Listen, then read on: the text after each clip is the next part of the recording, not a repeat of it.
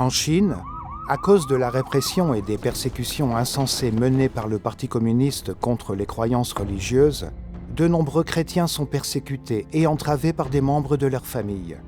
Certains sont battus, d'autres sont dénoncés aux autorités. D'autres encore sont même internés dans des hôpitaux psychiatriques. Comment cherche-t-il la vérité et reste-t-il fort dans un environnement aussi horrible et brutal ? Quels bénéfices et quelle expérience en retire-t-il ? Écoutons l'histoire d'une chrétienne, Fang Xia.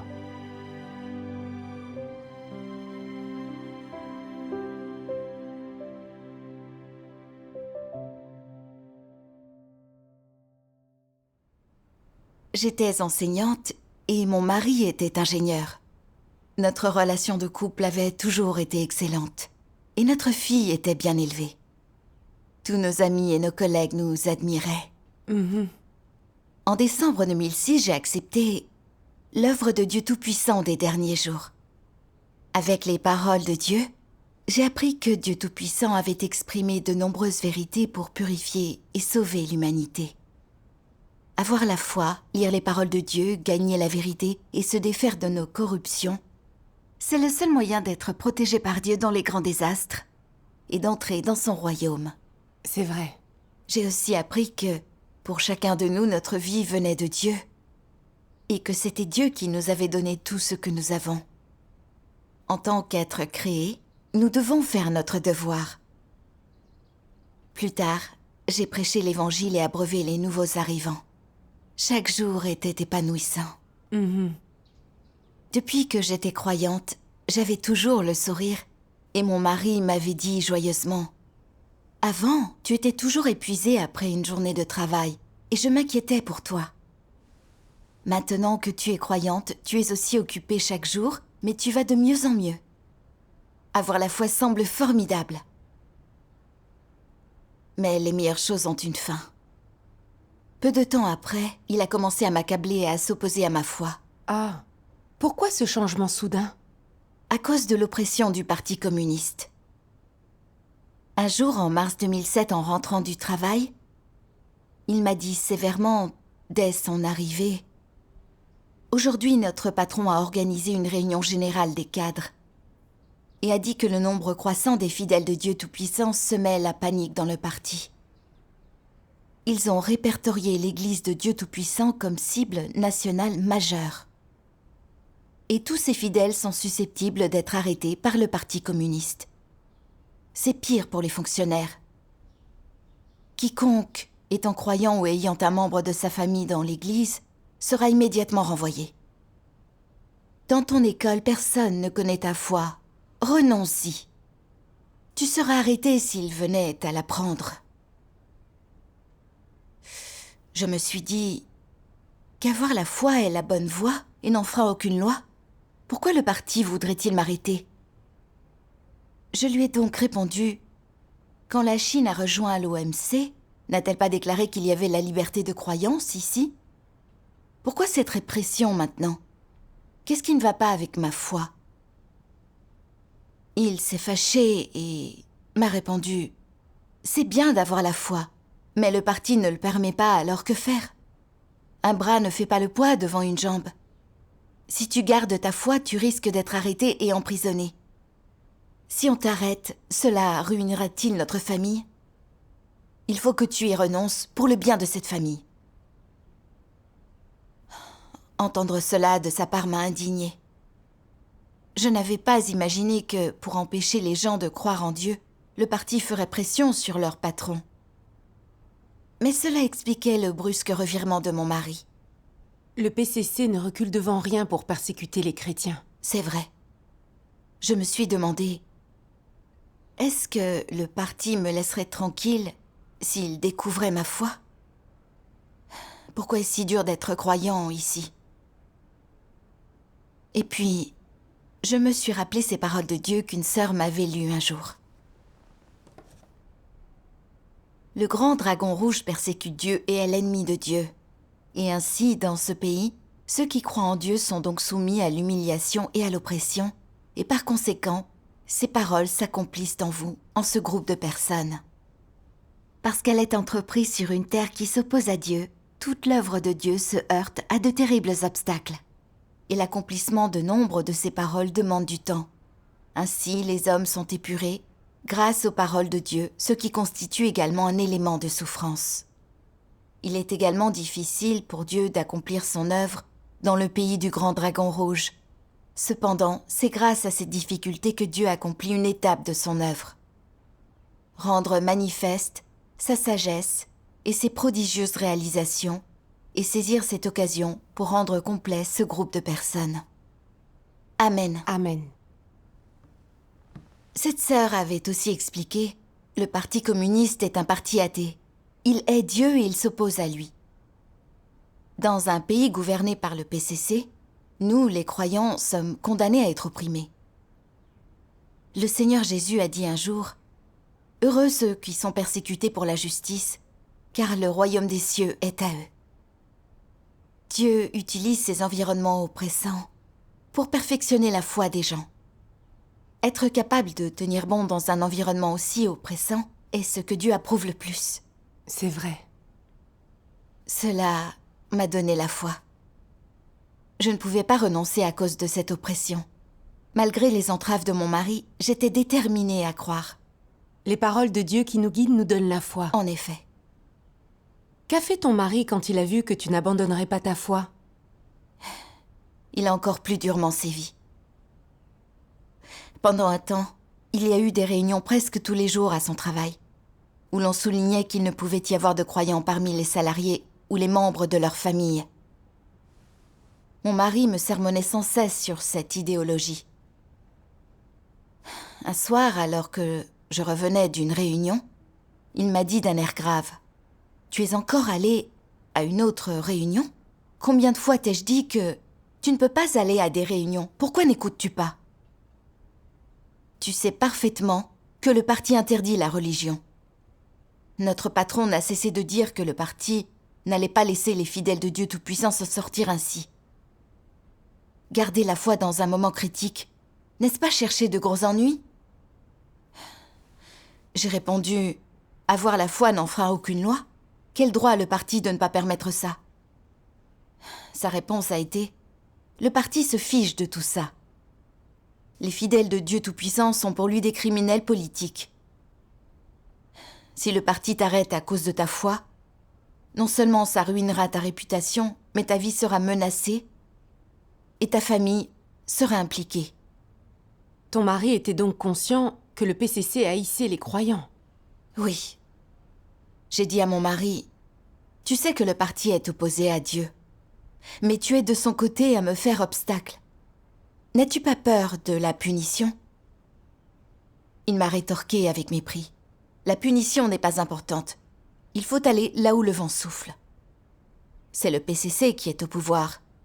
Alors, si tu veux survivre sous son règne, ne dois-tu pas faire ce qu'il dit ? Je reçois de l'argent du parti. Je dois donc parler et agir en son nom. Toi aussi, tu touches un salaire sous l'égide du parti. Alors pourquoi te laisserait-on suivre Dieu plutôt que le parti ? Il faut être conscient de ce qui est en jeu. Est-ce que tu suis le parti ou Dieu Tout-Puissant ? Aujourd'hui, il faut que tu choisisses. C'était un test pour toi. En effet. Qu'en as-tu pensé ? À ce moment-là, j'étais partagée. Si je décidais de garder ma foi, mon directeur pourrait la prendre à tout moment et je perdrais mon poste. Et je serais probablement arrêtée. Cela faisait plus de 10 ans que je travaillais dur et j'avais été promue professeur de rang intermédiaire. J'étais admirée des élèves, respectée des parents et l'envie de mes collègues et j'avais la reconnaissance de mon directeur. Partout où j'allais, les proches et les amis me traitaient bien. Si je perdais mon emploi, je serais confrontée au rejet de ma famille, aux moqueries des autres et au dédain de mes collègues.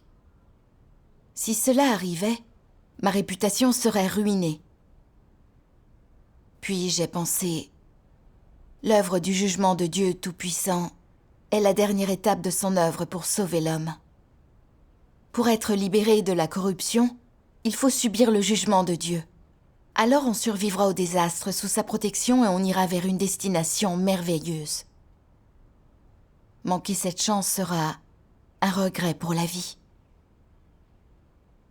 J'ai pensé à ces paroles de Dieu.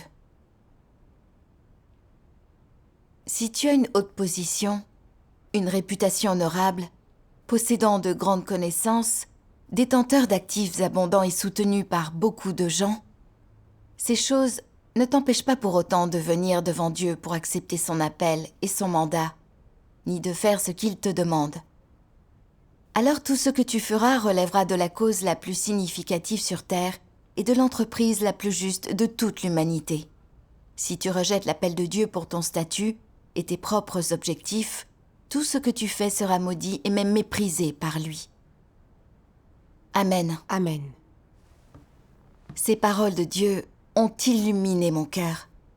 Avoir la foi, poursuivre la vérité et faire le devoir d'un être créé est la seule chose qui ait de la valeur et du sens. Absolument. Mais face à un choix entre la foi et le travail, j'étais contrainte par la renommée et le statut. Craignant que le Parti communiste ne me retire mon travail à cause de ma foi, ce qui ruinerait ma réputation. La carrière et la renommée prédominaient encore chez moi. Mais qu'est-ce que ces choses pouvaient m'apporter? Elles flatteraient temporairement ma vanité, mais ne m'aideraient jamais à gagner la vérité ni à me débarrasser de ma corruption. Et quel sens y a-t-il vraiment à se faire admirer? Et puis aussi, je savais que le PCC était l'ennemi de Dieu. Pour garder mon emploi et jouir d'un bon statut et d'une bonne réputation, abandonner ma foi et vivre vilement sous la direction du parti, ne serait-ce pas trahir Dieu? Si. Je ne pouvais pas être ce genre de personne. Et donc, j'ai dit calmement à mon mari, « Je n'abandonnerai jamais ma foi. » Il m'a fixée et m'a dit d'un ton sévère, « Si tu gardes ta foi, je te ferai arrêter. » Il a commencé à composer un numéro. J'ai été totalement abasourdie. Tu n'aurais jamais imaginé ça. En effet. Il savait que le PCC opprimait les croyants, mais il allait quand même me livrer à lui. N'était-ce pas juste me jeter au loup? Afin de servir ses intérêts, il faisait fi de notre amour conjugal et voulait me dénoncer à la police pour me faire renoncer à ma foi. Je ne pouvais pas lui céder. Puis il m'a demandé encore et encore, « As-tu pris une décision ?» J'ai répondu, « Même si je fais de la prison, je garde ma foi. » Mon mari est devenu blême et il a jeté le téléphone par terre de colère. Je me rappelle qu'un soir, en me voyant lire les paroles de Dieu, il avait changé d'expression et déclaré « Combien de fois te l'ai-je dit? En Chine, tu ne peux tout simplement pas suivre un chemin de foi. De l'administration centrale aux collectivités locales, de la direction aux salariés, les choses sont surveillées à tous les niveaux. Si tu continues à croire en Dieu, le parti finira par t'avoir. » Entendre mon mari dire cela tout le temps, et aussi penser au danger constant d'être arrêtée en tant que croyante dans le pays du parti, me faisait horriblement peur. Je me demandais si je pourrais supporter la torture si j'étais arrêtée un jour. Et s'il me battait à mort ou que je devenais invalide? Si je ne supportais pas la souffrance et devenais un Judas trahissant Dieu? Ne serait-ce pas la fin de ma vie? Comment as-tu réussi à résoudre cet état? Je savais que je n'étais pas dans un bon état. Alors j'ai vite prié Dieu dans mon cœur, lui demandant la foi afin de ne pas perdre mon témoignage à cause de cette oppression. J'ai lu ceci dans les paroles de Dieu. Lorsque les hommes sont prêts à sacrifier leur vie, tout devient insignifiant et personne ne peut l'emporter sur eux. Qu'est-ce qui pourrait être plus important que la vie? Ainsi, Satan devient incapable de faire plus chez les hommes. Il ne peut rien faire avec l'homme. Amen. Ces paroles de Dieu sont si bien dites. Si l'on est prêt à mettre sa vie en jeu sans être contraint par la mort, Satan a les mains liées. J'avais peur d'être battue à mort, surtout par manque de foi. J'accordais trop d'importance à ma vie. Tout est sous le commandement de Dieu, même notre vie et notre mort. Je devais me donner à Dieu et me soumettre à ses orchestrations et arrangements. Même si j'étais battue à mort, ce serait dans l'intérêt de la justice, ce qui a de la valeur. Oui, Ces paroles de Dieu m'ont donné confiance et j'en ai lu quelques-unes à mon mari. Nous croyons qu'aucun pays ou pouvoir ne pourra se dresser sur le chemin de ce que Dieu souhaite accomplir. Ceux qui entravent son œuvre, résistent à sa parole et perturbent et altèrent son plan seront finalement punis par lui. Celui qui défie l'œuvre de Dieu sera envoyé en enfer. Tout pays qui défie l'œuvre de Dieu sera détruit. Toute nation qui s'élève pour s'opposer à l'œuvre de Dieu sera exterminée de cette terre et cessera d'exister. amen. J'ai témoigné à mon mari du tempérament juste de Dieu qui ne tolère aucune offense. Le PCC qui persécute les croyants fait le mal et résiste à Dieu, et il sera puni par Dieu. En s'alliant au parti et en me détournant de ma foi, mon mari faisait le mal avec lui. Il m'a écouté et m'a dit, impuissant, « Tu penses que je veux ça? Ça dépend du Parti communiste. Si je ne t'empêche pas de croire en Dieu, je risque de perdre mon revenu moi aussi. Tu ne pourrais pas penser à moi? Si tu es arrêté pour ta croyance, même s'ils ne te tuent pas, ils te blesseront. Comment pourrais-je supporter de te voir souffrir? Que puis-je faire pour que tu renonces à ta foi? » Je lui ai dit, « Dieu Tout-Puissant est l'unique vrai Dieu, et je ne renoncerai jamais à ma foi. » Incroyablement, voyant que je ne céderais pas, il s'en est pris à moi physiquement. Il t'a frappé? Il était fou de rage et il m'a dit, « Écoute, si tu es arrêté à cause de ta foi, il n'y a plus d'issue. Tu ne fais qu'insister pour tomber dans leurs mains. Mais dis-moi, à quoi pourras-tu croire si tu es morte? » Après cela, il m'a cloué sur le lit comme un fou, m'a serré fort le cou et m'a dit, « Je vais t'étrangler et tu vas voir si tu peux croire. » Il m'étranglait, je ne pouvais plus respirer. Et je luttais aussi fort que je pouvais, mais en vain. Je me suis évanouie. C'est vraiment dangereux. Oui. À mesure que je reprenais conscience, j'ai pensé comment mon mari, qui ne m'avait jamais frappée, était devenu si méchant envers moi pour protéger ses intérêts, m'étouffant presque à mort. J'étais vraiment anéantie. Je détestais encore plus le Parti communiste. S'il n'avait pas menacé l'avenir des membres de la famille, mon mari n'aurait jamais été aussi impitoyable. Certes, le PCC est malfaisant et prêt à tout pour empêcher les gens d'avoir la foi. En effet.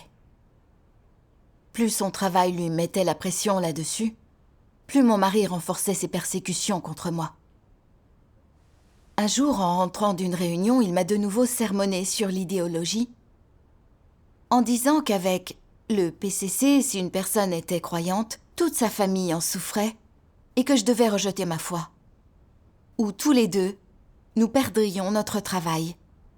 Les études et la carrière de notre fille en seraient affectées.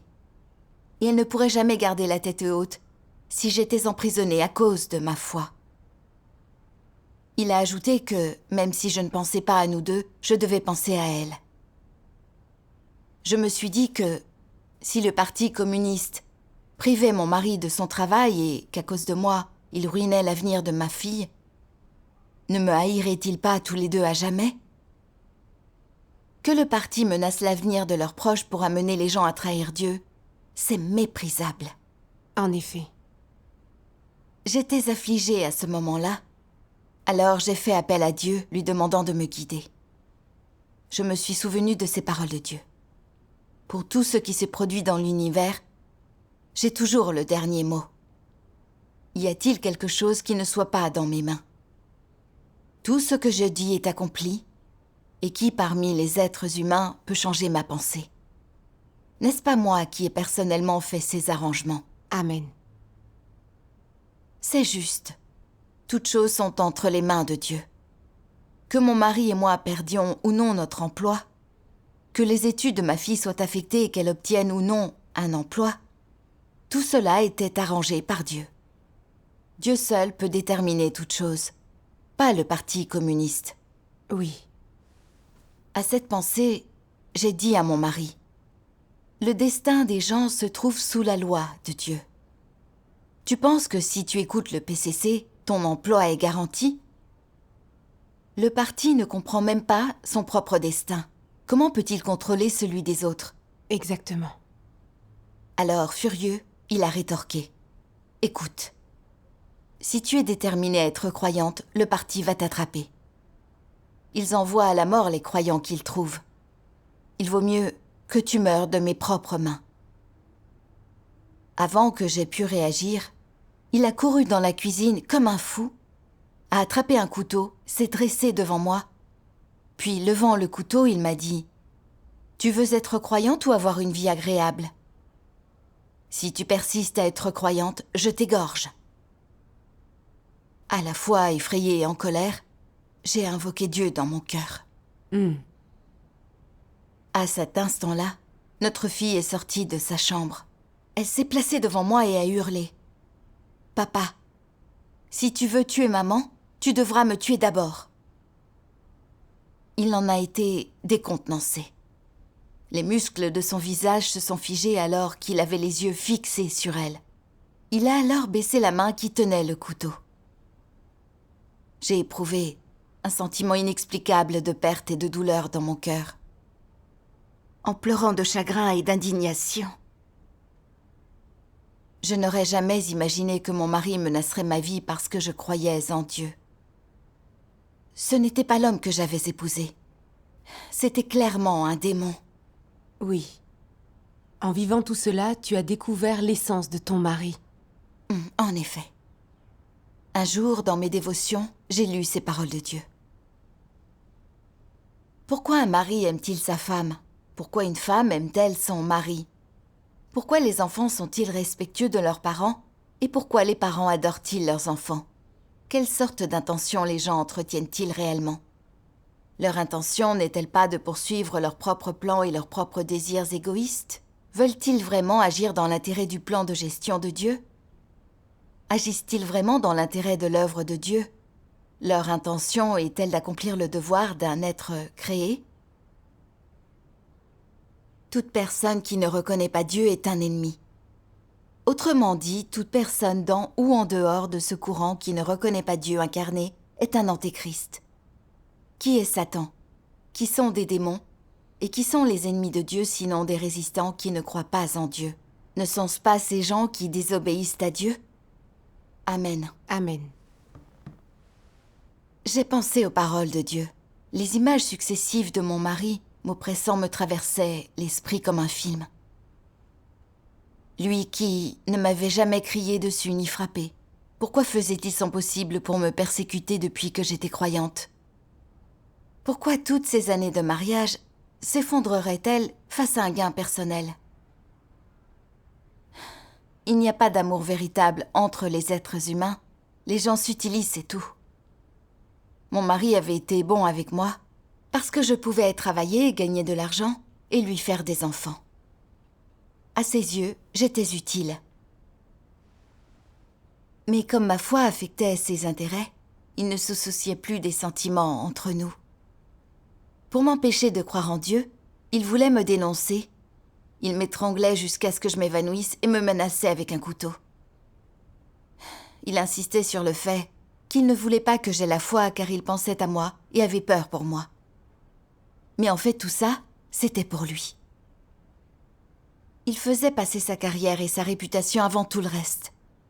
Pour protéger sa subsistance, il était prêt à être le laquais du parti, me forçant sur une voie sans issue.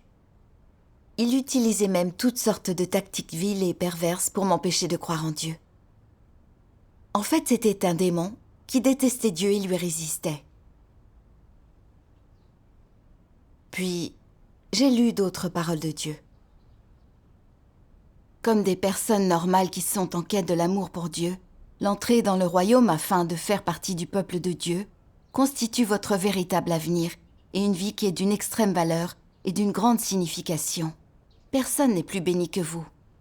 Pourquoi dis-je cela? Parce que ceux qui ne croient pas en Dieu vivent pour la chair, et ils vivent pour Satan. Mais aujourd'hui, vous vivez pour Dieu et vivez pour faire la volonté de Dieu. C'est pourquoi je dis que vos vies sont de la plus haute signification. Seul ce groupe de personnes, celles qui ont été choisies par Dieu, sont en mesure de vivre une vie de la plus grande signification. Personne d'autre sur Terre n'est capable de vivre une vie d'une telle valeur et d'une telle signification. Amen. Amen. Ces paroles de Dieu m'ont vraiment inspirée et m'ont permis de voir le sens de la vie. Avoir la foi pour suivre la vérité et faire le devoir d'un être créé, c'est vivre une vie qui ait un sens et une valeur. Oui. Je m'étais épuisée au travail dans ce monde et je m'étais un peu fait un nom. Mais à l'intérieur de moi, je me sentais vide et très malheureuse. J'étais tombée malade d'épuisement. Et ma voix était devenue rauque, je pouvais à peine parler. À ce moment-là, j'ai senti que les certificats d'honneur et l'admiration que je pouvais récolter ne palliraient jamais ma maladie ni mon vide spirituel. La réputation que j'avais poursuivie toutes ces années ne pouvait pas m'aider à obtenir la vérité, ni me sauver de la corruption et du mal de Satan. Exact. En outre, pendant mes années d'enseignement, j'inculquais aux étudiants toutes sortes de choses qui nient Dieu. J'avais tout le temps chanté les louanges du PCC. Si cela continuait, je ne pourrais pas obtenir un bon résultat. Il fallait que je cesse de servir le parti. J'ai prié Dieu dans mon cœur, lui demandant de me donner une issue. Plus tard, quand je suis allée faire un bilan de santé, le médecin m'a dit « Votre gorge est dans un état lamentable. Elle a entièrement changé de couleur et elle est vraiment gorgée de sang. Elle est tellement enflée que cela affecte vos cordes vocales. Vu votre métier, si vous n'arrêtez pas d'utiliser votre voix, vous risquez fort de perdre la capacité de parler. » Puis il m'a proposé un congé maladie de 6 mois. C'était Dieu qui te donnait une issue. Certainement. J'ai remercié Dieu du fond du cœur. Dieu soit loué. Je pensais avoir plus de temps pour lire les paroles de Dieu et faire mon devoir. Mais mon mari a utilisé une tactique ignoble pour se mettre en travers de mon chemin. Qu'a-t-il donc fait? Un jour, c'était en février 2009, il a fait venir 2 de mes camarades de classe et mon jeune frère. Ils m'ont forcé à monter dans une voiture et m'ont emmené dans un hôpital psychiatrique. L'hôpital ne m'a pas gardée, vu que je n'avais rien. Pourquoi t'emmener dans un hôpital psychiatrique? Mon mari m'a dit « Le parti arrête les croyants et c'est une condamnation à mort. Mais tu persistes à être croyante. Ne pas craindre la mort est un trouble mental. Cet hôpital ne peut faire que des tests limités. L'hôpital psychiatrique provincial est meilleur et a des médecins plus compétents. Je vais t'y emmener pour un contrôle, pour voir si tu n'as pas une maladie mentale. » C'est ridicule. Oui. Fâchée, j'ai répondu « C'est toi qui as un problème mental. J'ai aussi peur de mourir, mais je choisis de croire. Même aux dépens de ma vie, car Dieu Tout-Puissant est la venue du Sauveur. Il a exprimé énormément de vérité et peut sauver l'homme du péché et des désastres. Les incroyants qui n'acceptent pas le jugement et la purification de Dieu mourront tous dans les désastres. » Mais il ne voulait pas écouter. Le lendemain matin, il m'a emmenée à l'hôpital psychiatrique provincial. Arrivée au 2e étage, j'ai vu une folle recroquevillée en boule sur le sol du couloir, enchaînée à l'aide d'une chaîne très lourde. Un homme d'âge moyen se tenait à une extrémité de la chaîne, tirant dessus très fort, traînant la femme sur le sol. Elle avait les 2 bras tendus de peur, se tenait à la chaîne, luttait de toutes ses forces et criait fort. La voir avec ses cheveux qui ressemblaient à de la paille et son expression terrifiée, et entendre ses cris déchirants, a été une expérience glaçante. j'ai été submergée par un sentiment de douleur et d'injustice. J'ai trouvé que c'était une énorme insulte à ma dignité. Et j'ai tout de suite eu envie de faire demi-tour, de sortir de cet endroit maudit. Mais je ne le pouvais pas. Mon mari me suivait à tout moment. Puis, je me suis rappelé ces paroles de Dieu. Nombreuses sont les nuits sans sommeil que Dieu a endurées pour le bien de l'œuvre de l'humanité. De très haut au plus bas, il est descendu dans l'enfer, dans lequel l'homme vit dans le but de passer ses journées avec l'homme. Il ne s'est jamais plaint de la pauvreté de l'homme, et il ne lui a jamais reproché sa désobéissance, mais endure la plus grande humiliation tout en accomplissant personnellement son œuvre. Comment Dieu pourrait-il appartenir à l'enfer? Comment pourrait-il passer sa vie en enfer? Mais pour le bien de l'humanité tout entière, pour que toute l'humanité puisse trouver le repos plus tôt, il a enduré l'humiliation et subi l'injustice en venant sur terre et en entrant personnellement dans l'enfer et le séjour des morts, dans l'antre du tigre, afin de sauver l'homme. En quoi l'homme est-il qualifié pour s'opposer à Dieu? Quelle raison a-t-il pour se plaindre de Dieu? Comment peut-il avoir le culot de regarder Dieu? Amen. Amen. Oui. Pour sauver l'humanité, Dieu s'est incarné dans les derniers jours. Il est venu dans cette Chine gouvernée par des athées, œuvrant dans l'endroit le plus maléfique et le plus anti-Dieu. Subissant l'oppression constante du PCC et du monde religieux, endurant des humiliations, mais Dieu accepte tout cela sans maudire. Il est le Seigneur de la création, suprême et honorable. Il est venu vivre parmi les êtres humains corrompus, supportant des humiliations, exprimant des vérités et accomplissant en silence l'œuvre de salut de l'humanité. Mais moi, humain corrompu, voyant que je devais être associé aux malades mentaux, j'avais l'impression que ma dignité était blessée et que c'était très humiliant. Je voulais m'échapper. Je ne voulais pas souffrir pour l'amour de la vérité. Oui. Cette pensée m'a beaucoup dérangée. Et j'ai prié Dieu en silence, jurant que, malgré les situations et les humiliations que je subirais, je ne céderais jamais à Satan. T'ont-ils enfermé dans cette institution psychiatrique? Non. Le médecin m'a donné quelques médicaments et m'a renvoyé chez moi. Plus tard, quand mon mari a vu qu'il ne pourrait pas m'éloigner de ma foi, il m'a ignorée. Et j'ai repris en charge un devoir. C'est merveilleux. Dieu soit loué. Puis en octobre 2012, un Judas nous a dénoncés. La police, soupçonnant que j'étais dirigeant d'église, m'a fait suivre par des agents civils. J'ai dû quitter la maison et aller ailleurs, pour faire mon devoir afin de ne pas être arrêtée. Plus tard, j'ai appris que, le lendemain de mon départ, la police était venue chez moi pour m'arrêter. Ils ont arrêté 3 frères et sœurs pour leur demander où je me trouvais. Et ont lancé une chasse à l'homme en utilisant ma photo. 2 mois plus tard, la brigade de la sécurité nationale a fouillé ma maison et a confisqué des livres des paroles de Dieu.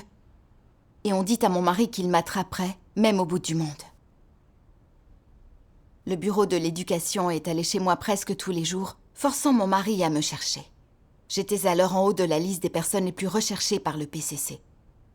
Le parti ne recule devant rien pour arrêter les chrétiens. En effet. Ils ont même utilisé ma fille pour me faire revenir chez moi. Et puis, un après-midi de fin décembre 2012, j'ai reçu un appel inattendu de ma fille. « Maman, j'ai eu très peur de t'appeler. La police te cherche partout. Ils ont fouillé toute la maison. Je t'appelle maintenant pour te dire que les dirigeants du bureau de l'éducation et de ton école nous ont demandé de te dire qu'ils veulent que tu renonces à ta foi et que tu reviennes à la maison. Et ils promettent que tu n'auras pas de compte à rendre. Ils ont dit aussi que tant que tu reviens à la maison, même si tu ne vas jamais au travail, ils te paieront quand même intégralement ton salaire. » C'était une ruse du PCC. En effet. En entendant cela, j'ai été indignée. Le Parti communiste utilisait le statut et l'argent pour m'inciter à renoncer à ma foi, comme c'était méprisable. Oui. Ce qui m'a plus attristée, c'est que ma fille semblait croire ce que disaient le gouvernement et les chefs d'établissement.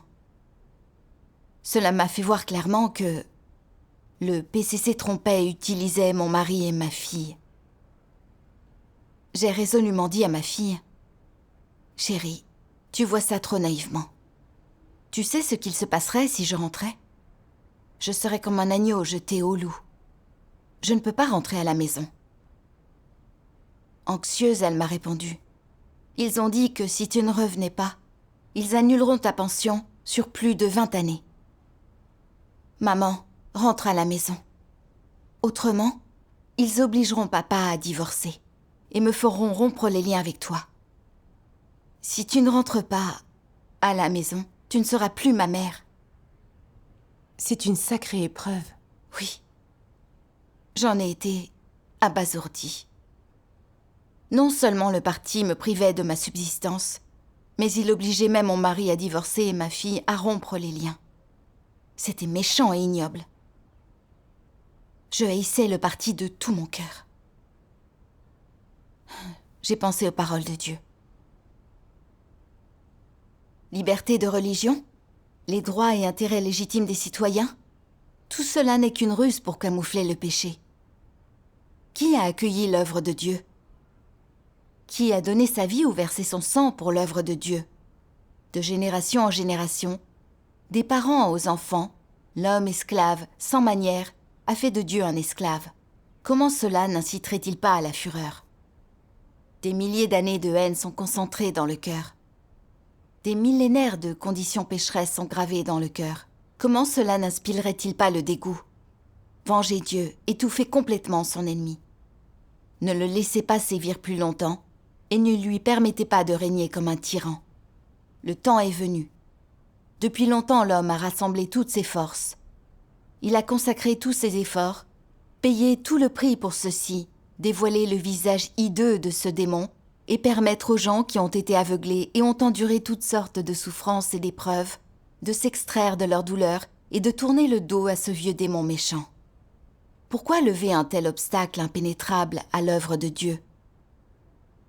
Pourquoi employer diverses astuces pour tromper le peuple de Dieu? Où sont la vraie liberté et les droits et intérêts légitimes? Où est l'équité? Où est le confort?